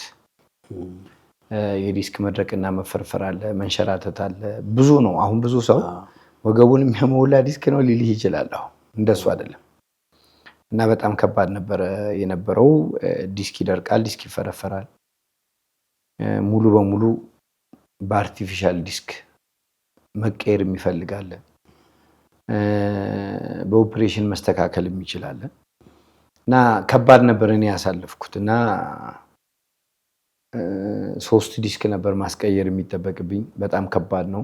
ያው የኮሮናም ጊዜ በመሃል መጥቶ ስለነበር እሱም ደግሞ ያበላሸው ነገር አለ። እንግዲህ ለመልካም ነው። ኮሮና ተይዘነብ አይደለም። በኮሮና ጊዜ ለሕክምና ወደ ውጭ መሄድ አትችልም ነበር። ሀገሮች ሎክዳውን ነበሩ እና ያኔ ባይሆንና ያ ነገር ባይመጣና ብሄድ ጥሩ ይሆን ነበር። በቃ እግዚአብሔር የፈቀደው እንዲህ ነው። ነገ እግዚአብሔር ሐሳብ ይኖር ይሆናል። በቃ እግዚአብሔር የፈቀደው እንደዚህ ነው። መትዬ በጣም ጥሩ። እንግዲህ እግዚአብሔር ጨርሶ ይማረ ነው የምለው። አሁንም ሂደት ላይ ስለሆነ ምክንያቱም እግዚአብሔር ያውቃል። ያው እንግዲህ መጽሐፍ ቅዱስ ላንተ እንዲህ ነው ብዬ አልነግርህም። ምክንያቱም እነ ቅዱስ ጳውሎስ እነ ቅዱስ ጴጥሮስም ሐዋርያቶችም በህመም ውስጥ የሚያልፉበት ነገር ነበር ይመስለኛል። ቅዱስ ጳውሎስ የጎን ውጋትና ራስ ምታት ነበረበት የሚል አለ። እሱ የሞተ ያስነሳል፣ ግን እሱ ደግሞ በዛ ይታመም ነበርና እንዳልከው ነው። እግዚአብሔር የራሱ አሰራርና የራሱ ጊዜ አለው። ምናልባት አሁንም ድረስ በእንትን ምርኩዝ አለች፣ በሷ ነው የምትንቀሳቀሰውና እንግዲህ እግዚአብሔር የራሱ ቀን አለው። በሌላ ፕሮግራም ደግሞ እንደዚሁ ተመልሰን ብዙ ነገር የምናወራበት ነገር ሊኖር ይችላል። ምርኩዜን በጣም ነው የምወዳት።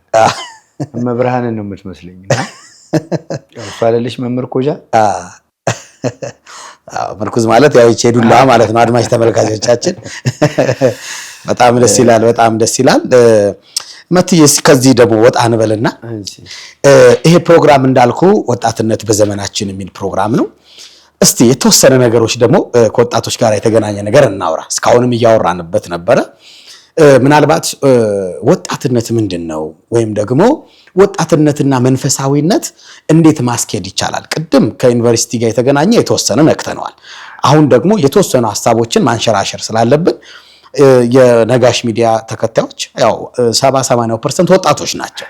ሌሎችም እንዳለ ሆኖ ማለት ነው በሀገር ውስጥም ከሀገር ውጭና ወጣትነትን እንዴት ትገልጸዋለህ? እና መንፈሳዊና ወጣትነት ምን ይመስላል? እስቲ እቺ ነገር እንያት። ለኔ ወጣትነት የደም ግባት ጥግ ነው ብዬ አስባለሁ። ምን ማለት ነው? ለምሳሌ ውበት ሐሰት ነው፣ ደም ግባትም ከንቱ ነው። እግዚአብሔርን የምትፈራ ሴት ግን እሷ ትመሰገናለች ይሌለ። ስለዚህ ለሰው የውበቱ ጥግ እግዚአብሔርን መፍራቱ ነው። ስለዚህ ወጣት ማለት ፈሪሃ እግዚአብሔር ያደመቀው እያንዳንዱን ጊዜውን ከፈጣሪው ጋር መኖር የሚፈልግ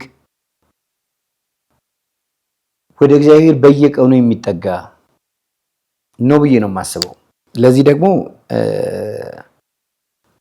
ሁለት ነገሮችን እኔ አንደኛ በመጽሐፈ መክብብ ምዕራፍ 12 የተጠቀሰው ቃል አለ።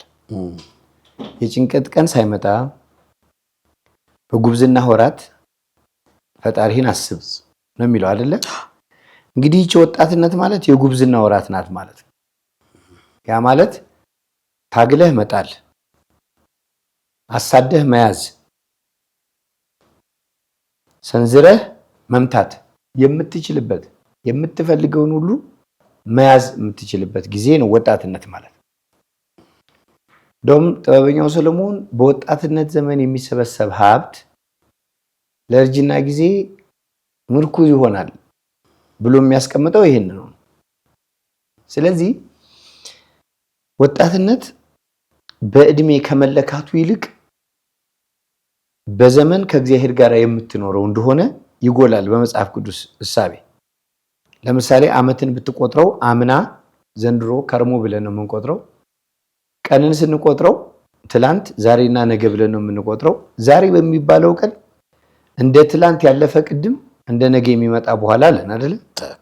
ስለዚህ ወጣትነት ማለት አሁኑን ከእግዚአብሔር ጋር ለመኖር ቆርጦ የተነሳ የእግዚአብሔር ሰልፈኛ የሚጠራበት ሰው ነው ብዬ ነው የማስበው።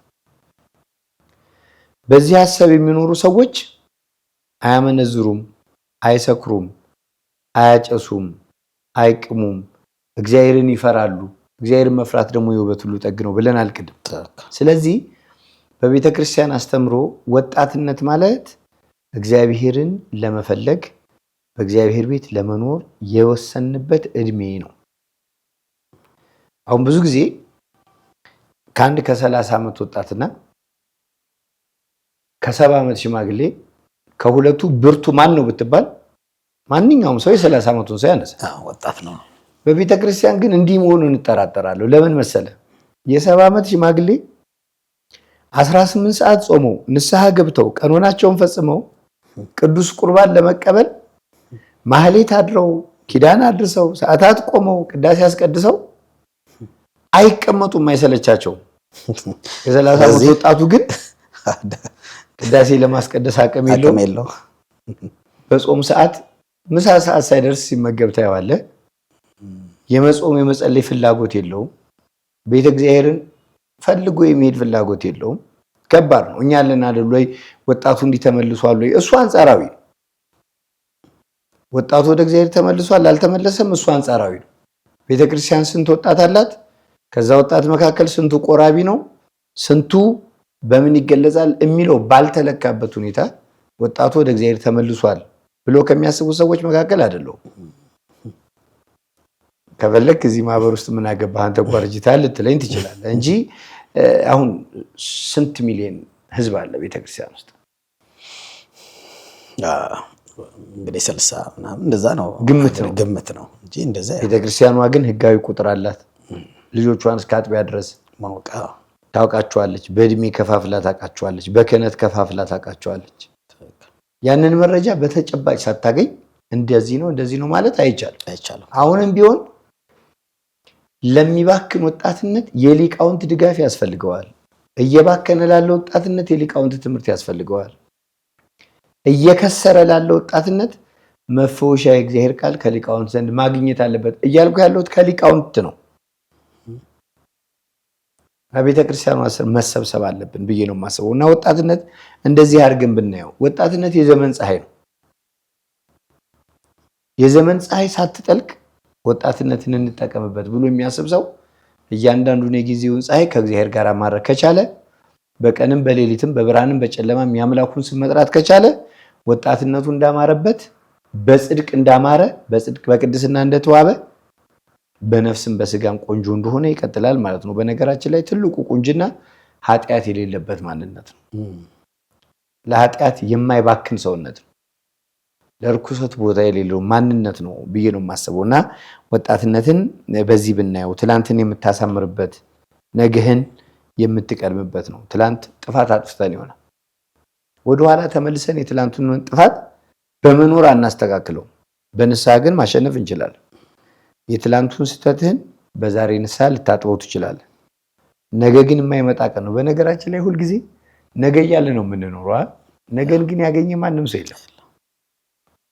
ስለዚህ የማታውቀውን ነገ ከምትጓጓ ትላንት ያበላሸኸውን በዛሬ ማንነት እያስታወስክ በንስሐ የምናስብበት እግዚአብሔርን እየፈለግን የምንኖርበት ነው ብዬ ነው የማስበው። በሌላ መንገድ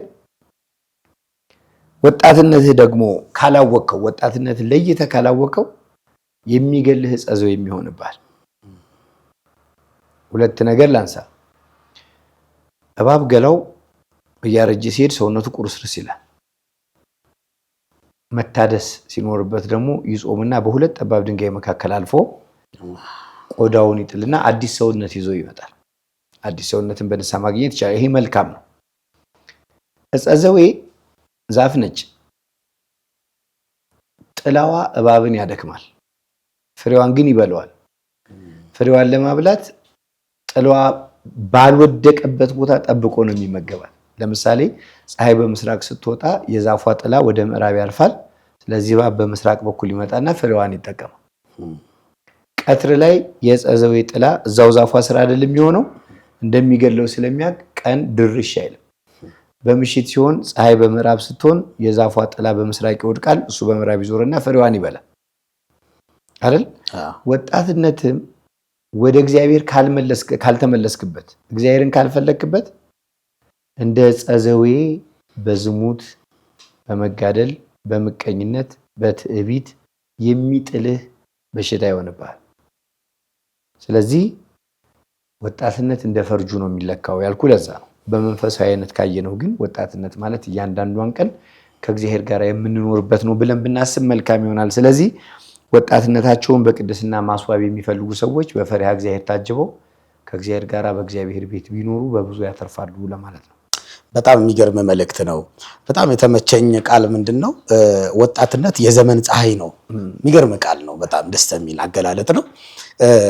ምናልባት ከዚሁ ጋር ተያይዞ እንግዲህ አሁን ብዙ ወጣቶች በሱስ ውስጥ፣ ተስፋ በመቁረጥ ውስጥ፣ ራስን በማጥፋት ውስጥ በተለይ አሁን በጣም እየሰማን ያለ ነው እውነት ለመናገር ማለት ነውና በአውሮፓና በአሜሪካ በካናዳ የምንሰማቸውን ራስ ማጥፋት ይሄ ዲፕሬሽን ምናምኖቹ አሁን ሀገራችን ላይ ገብተዋል እና ምናልባት ይሄ ራስ ከማጥፋት ጋር ወይም ተስፋ ከመቁረጥ ጋር እንዴት ነው ነገሮችን ወጣትነትን ማየት ያለብን? ወይስ እነዚህን ሰዎች ወደ ቤተክርስቲያን እንዴት ነው መቅረብ ያለባቸው?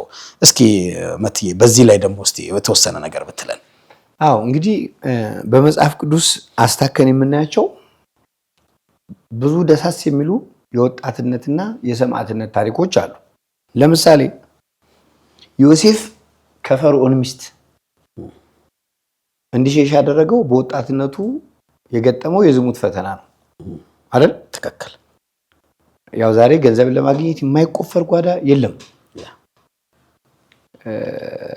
ሌብነቱ እግዚአብሔርን እናውቃለን በሚሉ ሰዎች ዘንድ ሁሉ ብሷል፣ ይታወቃል።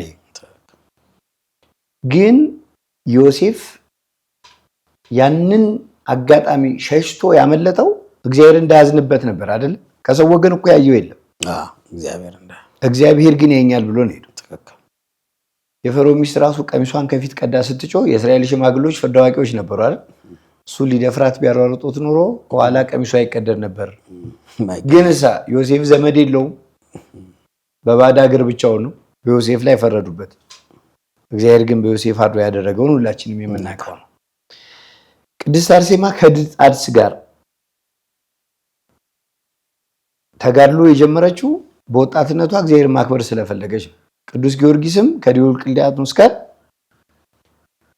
ቅዱስ ዮሐንስ ወንጌላዊ ከንጉስ ድምጥያኖስ ጋር ገጥመዋል። እግዚአብሔር ግን አሻግሯቸዋል በወጣትነታቸው ዘመን። ስለዚህ የበረታ ወጣትነት የሚጋፈጠው ትልቅ እንኳን ቢሆን እግዚአብሔር እንደሚያሻግረው ያውቃል። በወጣትነታቸው ተስፋ የሚቆርጡ ሰዎች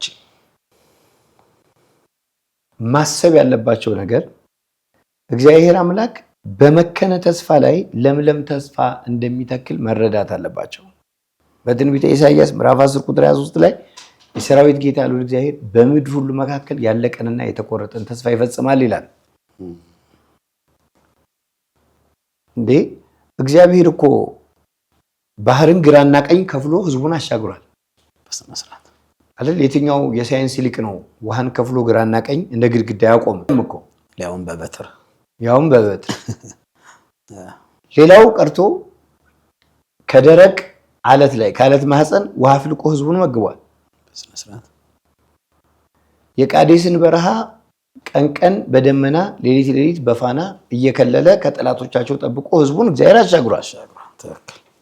የሚጠብቀኝ አይተኛም አያንቀላፋም የተባለ እኮ ለዚህ ነው። የኛ ጠባቂ አይደክሙም፣ ክንዱ የበረታ ነው፣ አይዝልም። በሐሳቡ እኛን ይመጣል ሐሳብ የለም። ይጠብቁን ዘንድ በመንገዳችን እንዳንሰናከል ቅዱሳን መላእክቱን ልኮ የሚጠብቅ አምላክ ነው። መጀመሪያ በፊታችን የተቀመጡትን ሲሳይ ማየት ይኖርብናል። በነገራችን ላይ ተስፋ በውስጥህ መሞት ከጀመረ በህይወት ለመኖር አትጓጓም። በውስጣችን መሞት ከጀመርን በህይወት ለመኖር አንጓጓም። ትልቁ ነገር ይሄ ነው። እግዚአብሔር ካለ ብታጣ ታገኛለህ፣ ብትራቆት ትለብሳለህ፣ ብታዝን ትጽናናለህ፣ ብታለቅስ በጥስህ ሳቅ ይሞላል። እግዚአብሔር ምን ይቸግረዋል? የስቃይ ጊዜ አልፎ የደስታ ዘመን ይመጣል። አርባችንን ያሳልፋል፣ እሁድን ያህል ቀን ይሰጠናል። ፋሲካችንን ይወስዳል፣ ትንሣኤያችንን ይመልሳል። ባርነታችንን ያርቃል፣ ልጅነታችንን ይመልሳል። በጨለማ መኖራችንን ያስተዋል፣ በብርሃን ማመላለስ እግዚአብሔር ያውቅበታል። ስለዚህ እግዚአብሔር ሁሉን ማድረግ እንደሚችል ካወቅ በአንዳች ልትታወቅ አይገባም። እና እኔ በመጽሐፍ ቅዱስ ታሪክ በጣም ደስ የምትለኝ መወዳት ቃል አለች። ሁላችንም የምናውቃት በእያንዳንዳችን ቤት ውስጥ አለች፣ ተጠቅሳለች፣ ግን አንኖራት። ትንቢተ ዕንባቆም ምዕራፍ 3 ቁጥር 17 ምንም እንኳን በበለስ ዛፍ ወይን ባይገኝ፣ ላሞች ከበረት ቢጠፉ፣ በጎች በጋጥ ባይገኙ፣ ሰማያት ዝናምን ባይሰጡ፣ ምድርም ዛፎችን ባታበቅል ይልና እኔ ግን በሰራዊት ጌታ በልዑል እግዚአብሔር ደስ ይለኛል። ያለ ምክንያት አይደለም። እግዚአብሔር ከኛ ጋር ከሆነ የሞትህ ዋዜማ ላይ እያለህ የመጨረሻዋን እንጎቻ ጋግርህ ልትበላ አንድ እፍኝ ዱቄት ቀርታ ሞትህን እየጠበቅክ እያለ እንደ ኤልያስ ያለ እፍኝ ዱቄት ባርኮ የጥጋብ ዘመን እስኪመጣ ድረስ የሚያሻግር የእግዚአብሔር ሰው እግዚአብሔር ይልክልሃል። በኤልሳ ታሪክ ያየነው ምንድን ነው? ባልተከፈለ ዕዳ ምክንያት ልጆቿን ለባርነት ሊወስዱ ቀን ቆጥረው ጨካኞች ሊመጡ በነበረበት ጊዜ እንደ ኤልሳ ያለ ሰው እግዚአብሔር ይልክልሃል። ጥቂቷን ዘይት ያበረክትና የጥጋብ ዘመን እስኪመጣ ድረስ በረከት ከቤት የማይጠፋ ያደርግልሃል። ታመን ስንማቅቅ፣ ጎሉብን ስንቸገር እንደ ጳውሎስ ያለ የነፍሱ ቅድስና ለስጋው፣ የስጋው ቅድስና ለልብሱ፣ የልብሱ ቅድስና ለጥላው ተርፎ በሄደበት መንገድ በልብሱ ዘርፍ የሚፈውስ በጥላው የሚፈውስ ተአምረኛ እግዚአብሔር ይልክልሃል። ዕለት ዕለት ራቁቴን ነበርኩ ይላል ቅዱስ ጳውሎስ። ትክክል። ልብሱን እየቆረጡ እየወሰዱ ትክክል ነው፣ ፈወሱበት ነበር። በዛ ላይ ምንም ሁን ምንም አይነት ነገር ይግጠምህ፣ ምንም አይነት መከራ ይድረስ እግዚአብሔር ያውቃል እንበል። እግዚአብሔር ይመጣል። ከሞት ማስነሳት የሚችል ታሪክን መቀየር ነገርን መገልበጥ የሚቻለው እግዚአብሔር ሁሉ በእርሱ ዘንድ መልካም የሆነ እግዚአብሔር አይተውም። የሚጠብቀኝ አይተኛም አያንቀላፋም እንዳለ ቅዱስ ዳዊት። ስለዚህ እግዚአብሔር አምላክ ጠባቂነቱን መጋቢነቱን መረዳት ይጠቅማል። እኔ የሚገርመኝ ውጮቹ ሲሆን የእግዚአብሔርንም ሕልውና ብዙዎቹ አይቀበሉም። ቀለል አድርገው አምናት ቢሊቨርስ ይሉሃል። በምንም መንገድ ይሁን በምን ፈሪሃ እግዚአብሔር ካሳደገው ሀገር ግን ይህንን ስትሰማ ይከብዳል። አንዳንድ ጊዜ በወንጌል ራሱ የተጻፈው የተጠሩ ብዙዎች ናቸው፣ የተመረጡ ግን ጥቂቶች ናቸው ይላል። የተጠራ ሁሉ እንደማይጸድቅ ሁሉም ሰው ወንጌልን የሚሰብክ ያውቀዋል። እንደው ለኛ ሲሆን አጉላጉል እየተጠቀሙት ነው እንጂ የተጠራው ሁሉ እንደማይጸድቅ ሁሉም ወንጌላውያን ያውቁታል። ከተመረጡት ተርታ ለመግባት ግን ትግሉ ቀላል አይደለም።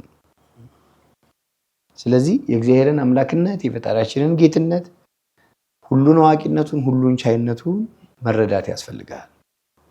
እግዚአብሔር ምንድን ነው? እኔ የሩቅ አምላክ አይደለሁም ነው የሚለን፣ የቅርብ አምላክ ነው። ስታለቅስ እንባህን የሚጠርግልህ፣ ስትቸገር የሚደርስልህ፣ ስትራብ የሚመግብህ፣ ስንጠማ የሚደርስልን እንደ እግዚአብሔር ያለ መጠጊያ ማን ነው? ማንም ይህንን ያለ መረዳት ያመጣባቸው ይመስለኛል። እና በእግዚአብሔር ተስፋ አይቆረጥም። ለመሰለ ፍጠረን ሳንለው የፈጠረን ጌታ አኑረን ሳንለው ማኖሩን ያውቅበታል። በስነ ስርዓት ወደዚህ ምድር እግዚአብሔር ያመጣን ያለ ምክንያት እንደሆነ ካሰብን ችግር ነው። የመጣንበትን ምክንያት መረዳት ያስፈልጋል። በዛ ላይ ደግሞ አመስጋኝነት በጎ ማንነት ነው። እግዚአብሔርን ማመስገን ስንጀምር ሌላው ነገር በኋላ ይመጣል። በወንጌልም የተጻፈልን አስቀድማችሁ ጽድቁን እሹ ሌላው ይጨመርላችኋል ተብሎ ነው የመጣው። አሁን እኮ የምንኖረው ኑሮ ለሰሚውም ለተናጋሪውም እኮ ችግር ነው አይደለም? እጅ ላይ ስንት አለ? በወር ለመኖር ስንት ታወጣለህ? ከባድ ነው። ይህንን እንደ ሰው ስታስበው አይደል? እግዚአብሔር ግን ቤተሰብን ከነ ልጆች እያኖረ ሳይከለክለን እንደፈቀደልን እንደወደደልን ግን ያኖረናል። ስለዚህ እግዚአብሔር አምላክ ደግ ነው እና በእግዚአብሔር ተስፋ አትቁረጡ። እግዚአብሔር የሚባርክበት ቀን አለው። ራሳቸውን እስኪ ያዳምጡ ማለት ራሳችንን እናዳምጥ። ብንችል አንድ ደብር አጥቢያችን ውስጥ ቁጭ ብለን የጽሙና ጊዜ ቢኖረን፣ ካልሆነ የቤቶቻችንን የውስጠኛውን በር ዘግተን ቅዱሳት ስዕላት ፊት እግዚአብሔርን እያመሰገንን በጾም በስግደት በእንባ ብንወድቅ ብንነሳ ከእግዚአብሔር ብዙ እናተርፋለን። በዛ ላይ ደግሞ አሁን እንደ መጽሐፈ ሲራክ እንደ መጽሐፈ ምሳሌ አይነት መጽሐፎች ቅዱስ ዳዊትን ጨምሮ ስታነብ ሕሊናህን ከሰበሰብከው እግዚአብሔር እግር ስር ቁጭ ብለህ አምላካችን ልዑል እግዚአብሔር እየነገረህ ነው ይመስል። ልጅ ሆይ ልብህን ስጠኝ ሲልህ፣ ኃጢአትን አትስራት መከራ አያገኝህም ሲልህ፣ የአባትን ሕግ አትርሳ የእናትን ሕግ አትተው ሲልህ እና ከልባቸው ሆኖ እነዚህን ማዳመጥ ይኖርባቸዋል። በምክረ ካህን ጠዋት ማታ መጎብኘት ይኖርባቸዋል። ኃጢአታቸውን ማከማቸት መተው መቻል አለባቸው። አንዳንድ ጊዜ ኃጢአትም ያለ ልክ ሲጠራቀም የሚያመጣው ሞት ነው። ምኞት ጸንሳ ኃጢአትን ትወልዳለች፣ የኃጢአት ደሞዟ ደግሞ ሞት ነው ይላል። የከረመ ኃጢአት ለመናገር ያሳፍራል። ያው የኛ እንዳለመታደል ሆኖ የዚህ ዘመን ኃጢአት ደግሞ አይነቱም መልኩም የተለየ ነው። ምክንያቱም አሁን ድሮ ችግር የነበረው ዝሙት ነው። አሁን እስከ ግብረ ሰዶም ደርሷል። ድሮ ኃጢአት ነውር የነበረው መመኘት ነው። ዛሬ ወደ ግል ወሲብ ከፍ ብሏል። እነዚህ ለሰው ማትነግራቸው ግን ደግሞ በየቀኑ እየኖርካቸው ያሉ ነገሮች ሲሆኑ ራስን ትጠለዋለህ። ደግመ ራስን ትጠለዋለህ። የእግዚአብሔር ምሕረት የኛ ኃጢአት እንደማይሸፍነው ሰው መረዳት አለበት። የእግዚአብሔርን መሐሪነት የእግዚአብሔርን አምላክነት ሰው ማመን መቻል አለበት። ስለዚህ ወደ መሐሪው አምላክ የተሰበረ ልባችንን ይዘን ብንመጣ እግዚአብሔር እንዴት ጠግኖ እንደሚመልሰን መጀመሪያ ውስጣችን ማመን መቻል አለበት። እንዲህ ከሆነ በምክረ ካህን የምትጎበኝ ከሆነ ዘወትር አባቶቻችን ካህናትን የምትጠይቅ ከሆነ የምንጠይቅ ከሆነ የንስሐ ልምምድ ቢኖረን፣ የቅድስና ልምምድ ቢኖረን፣ የጸሎት ልምምድ ቢኖረን፣ የንጽህና ልምምድ ቢኖረን ሁሉን ማለፍ እንችላለን። እግዚአብሔር ደግሞ ያሳልፋል። ምክንያቱም የጠራን ለዚህ ነው። በመልክዓ ኤዶም ላይ ያለው ቃል ምንድነው የሚለው? ጻድቅስ በበጎ ስራው ይድናል፣ እንደኔ ያለ ኃጢአተኛ መማፀኛው ካንቺ በቀር ማን ነው ይላል አይደለም? ስለዚህ እግዚአብሔርን ስለ እናትህ በእናትህ ማረን ማለት መሐሪነቱን ማየት በቅዱሳን ከተማ ሊያኖረን የጠራን ጌታ የኛ የኃጢአት ብዛት ምሕረቱን እንደማይሸፍነው ከተረዳን በውስጣችን ያጠራቀምነውን በደል ያጠራቀምነውን ኃጢአት በንስሐ ማጠብ ከቻለን እግዚአብሔር ፊት መቅረብ እንችላለን። ያኔ ለመኖራችን ምክንያት እናገኛለን። ለእንባችን አባሽ እንዳለን እናውቃለን። ለችግራችን ደራሽ እንዳለን እናውቃለን። ብዙ የማይነጉ ሌሊቶቻችንን አሳልፎ ያደረሰን እግዚአብሔር እሱ እንደሆነ እናውቃለን። አሁን አንተ ዙሪያ በወጣትነታቸው የተቀጩ የሉ የሞቱ የሉ እኔን ዛሬ እግዚአብሔር ለምን አኖረኝ ብለህ አስበህ ታውቃለህ? ሁላችንም ትላንት እንዲያርገው ዛሬ እግዚአብሔር እንዴት አኖረኝ ብለን ስናስብ መሐሪነቱ ምንም ይሁን ምን እግዚአብሔር ባዶውን ያሳደረው ጉሮሮ አይተህ ታውቃለህ? የምንበላው ምግብ ፍርፋሪ ሊሆን ይችላል፣ ቆንጆ ምግብ ሊሆን ይችላል። ግን እግዚአብሔር ሳይመለከተው የቀረ ጉሮሮ አይተህ ታውቃለህ? መግቦት የባህሪ ገንዘቡ ስለሆነ፣ ስለዚህ ምሕረትም የባህሪ ገንዘቡ ስለሆነ በእግዚአብሔር ተስፋ እንደማይቆረጥ መረዳት ይኖርብናል። የሰው ልጆች እንዲህ ብናየው በጣም መምህር በጣም ልዩ መልእክት ነው። ምናልባት ዳዊት መዝሙር 144 ላይ አሁንስ ተስፋዬ ማን ነው እግዚአብሔር አይደለምን ይላልና በብዙ ነገር ተስፋ ቆርጠን ሊሆን ይችላል። በስራችን፣ በትዳራችን፣ በንግዳችን፣ በብዙ ነገሮች ውስጥ ልንሆን እንችላለን። ግን እግዚአብሔር ከምንም በላይ ቅርባችን እንደሆነ ወደሱ መቅረብ እንዳለብን የወለደች እናት ብትረሳን ያረሳም ይላልና እግዚአብሔር አይረሳም።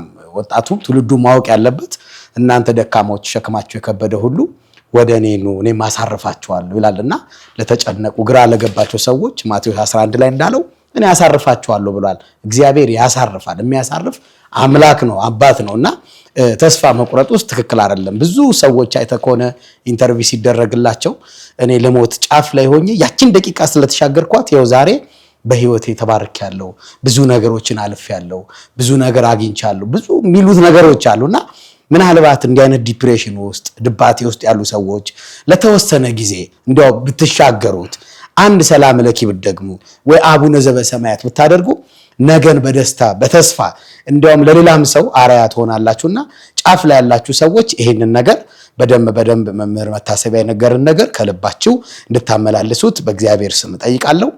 ምናልባት ወደ መስተጨረሻው ፕሮግራማችን ያለ ነው። አንድ ላይ አያይዘህልን ማመስገን የምትፈልገውና ለወጣቱ ማስተላለፍ የምትፈልገው መልእክት ካለ መምህር መታሰቢያ በዚህ አጋጣሚ እንድትነግረን ነው። እሺ፣ በመጽሐፈ ኢያሱ ምዕራፍ 1 ከቁጥር 7 ጀምሮ እስከ 9 ድረስ ሁሉም ቢያነቡት ደስ ይለኛል። ግን ቁጥር 9 ላይ ያለችው ቃል ብቻ ምን ይላል? እነሆ አዝሃለሁ፣ በምትሄድበት ቦታ ሁሉ አምላክ እግዚአብሔር ካንተ ጋር ነውና ጽና፣ በርታ፣ አይዞህ፣ አትፍራ፣ አትደንግጥ የሚል ቃል አለ። ይገርም መልእክት። መሻገሪያችን እግዚአብሔርና እግዚአብሔር ብቻ ነው። ይገርም መልእክት ነው።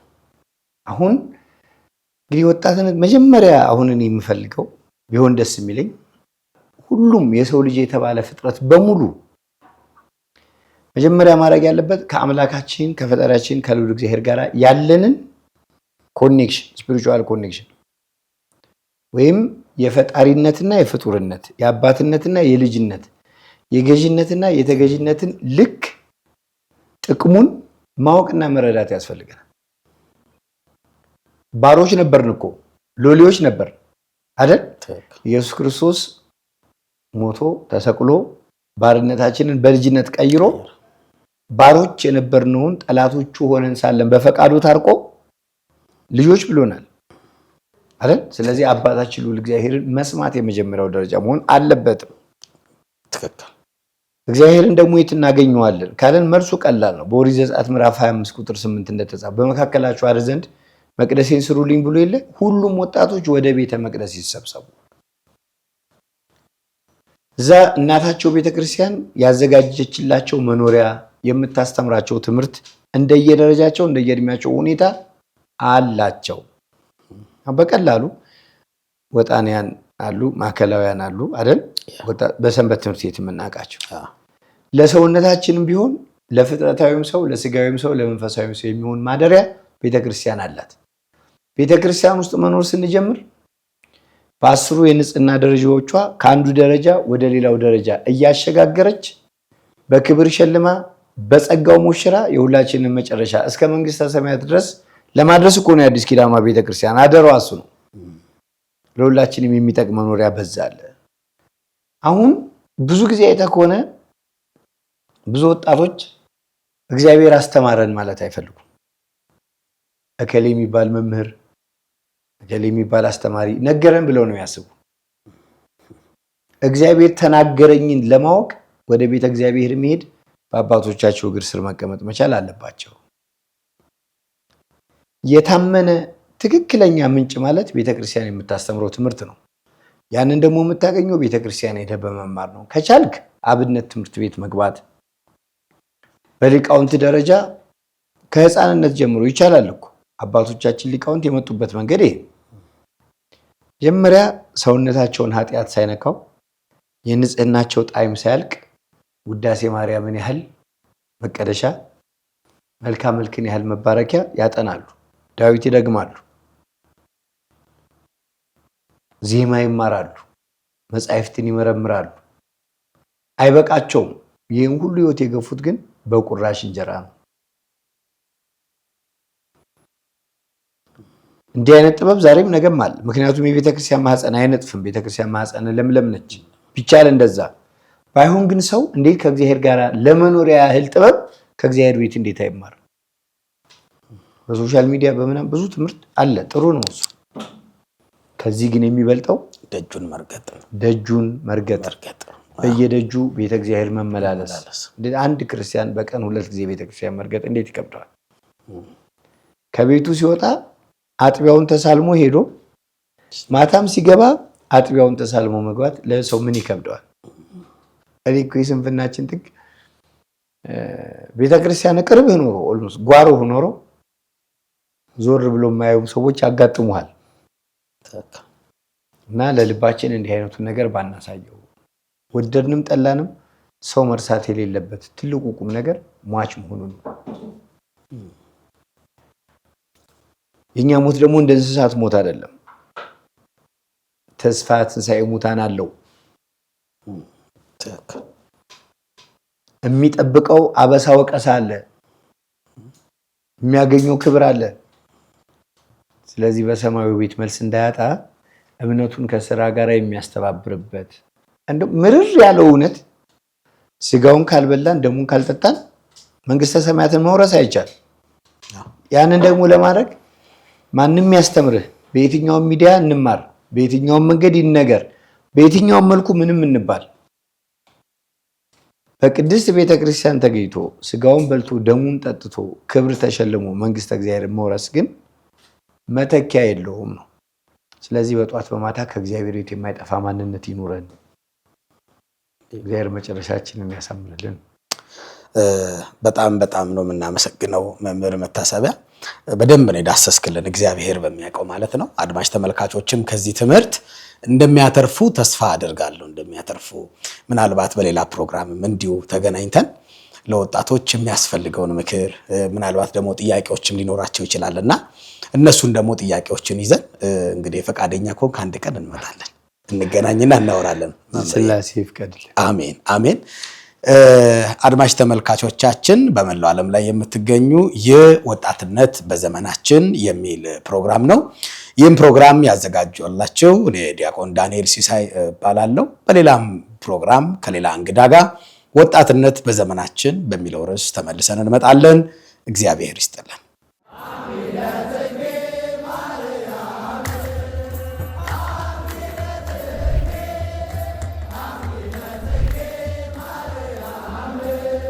የጥቅምት ስንብት የወራ ህዳር መዓዛ ዘመነ ጽጌ ሁለቱን አያይዛ መስከረምን ሸኘናት የሙታንሳ አባቶችን አደራን አስይዛ።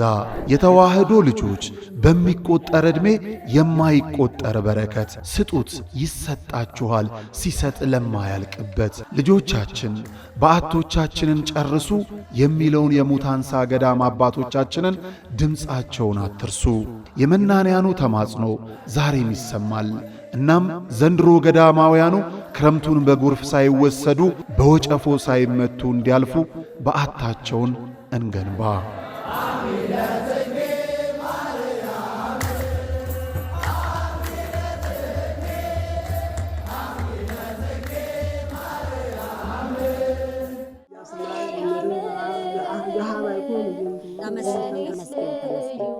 ተመስገን እናተ ኪዳነ ምሕረት ለድካማችሁ ረፍትን የምትናፍቁ ለህመማችሁ መድኃኒት ፍለጋ የምትባዝኑ ተፈውሳችሁ ለመመለስ ወደ አንጎለላ ጽራሪያም ሰሚነሽ ኪዳነ ምሕረት ኑ።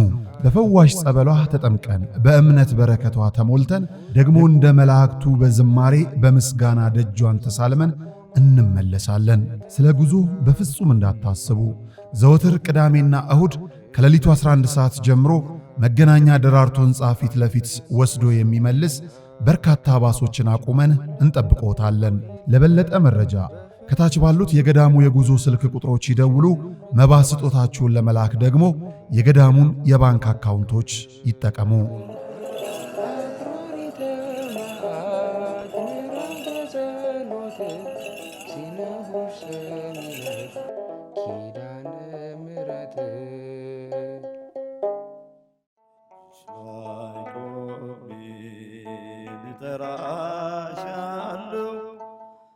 የተሰጠንን ብናውቀው የተከለከልነው ምንም ማለት አይደለም። ክቡራን ተመልካቾቻችን ይህ ከጀርባ የምትመለከቱት ማዕከል ክቡር የሆነው የሰው ልጅ በጎዳና ተጥሎ በሱሱ ምክንያት ከሰው ተነጥሎ ይኖርበት የነበረውን ዓለም ቀድሞ እንደተፈቀደለት ርስቱ አድርጎ እንዲኖርባት ያነበረበትን ሱስ ጥሎ እንዲወጣ የሚደረግበት የሱስ ማገገሚያ ማዕከል ነው።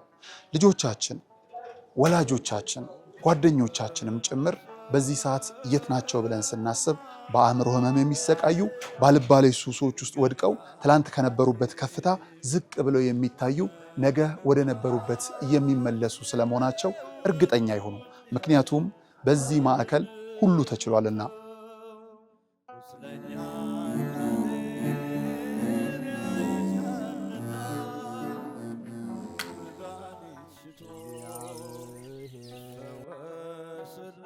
ከምድራዊው ጥበብ ባለፈም የሰማይ አምላክ እውነትን እውቀትን እንዲገልጥላቸው ወደ ነበረ ማንነታቸው እንዲመልስላቸውም ጭምር በግቢ ውስጥ ያሉ ወጣቶች ፈጣሪን የሚለማመኑበት የጸሎት ቤታቸው ነው።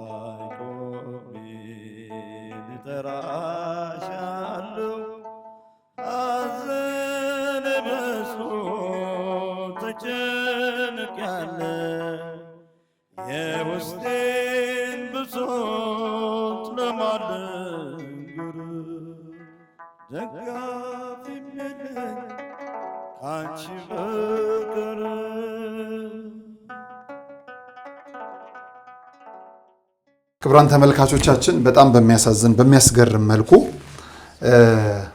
ጽላት ተወስዷል ነው ያሉት ከዋሻው ቅዱስ ጊዮርጊስና ቅድስት ኪዳነ ምሕረት።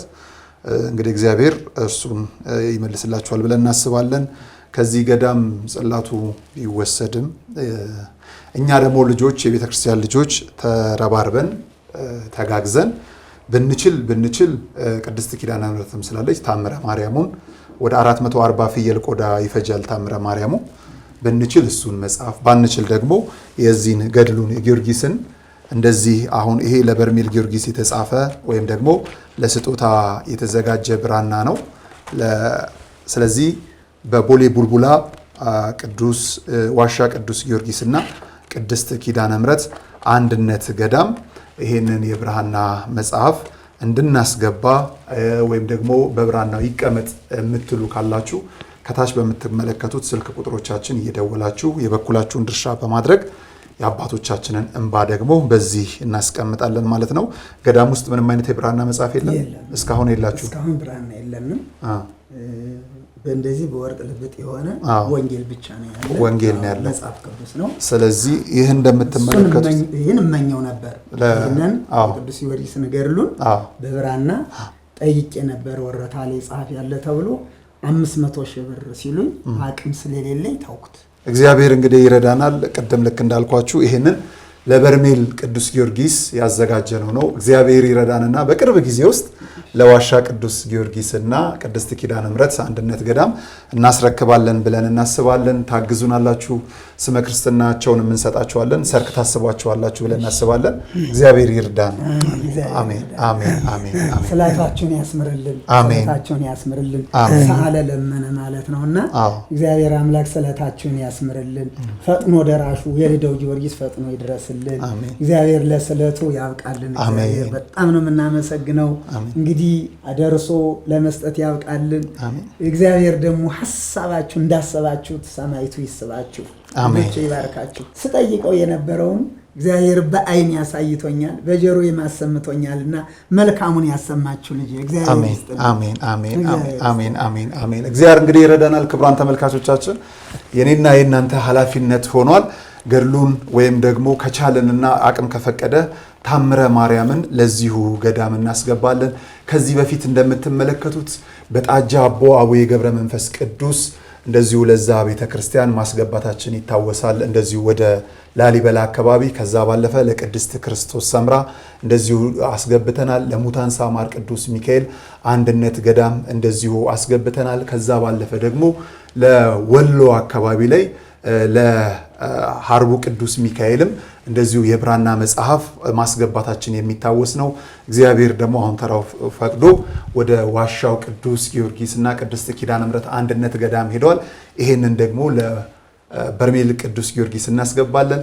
እባካችሁ ብራናው ለአባቶች ይላክ የምትሉ ቶሎ ርብርባችሁን አድርጉ። ስለት ተስለናልና ስለታችንን ለመፈጸም ያብቃን። እግዚአብሔር ይስጠልን።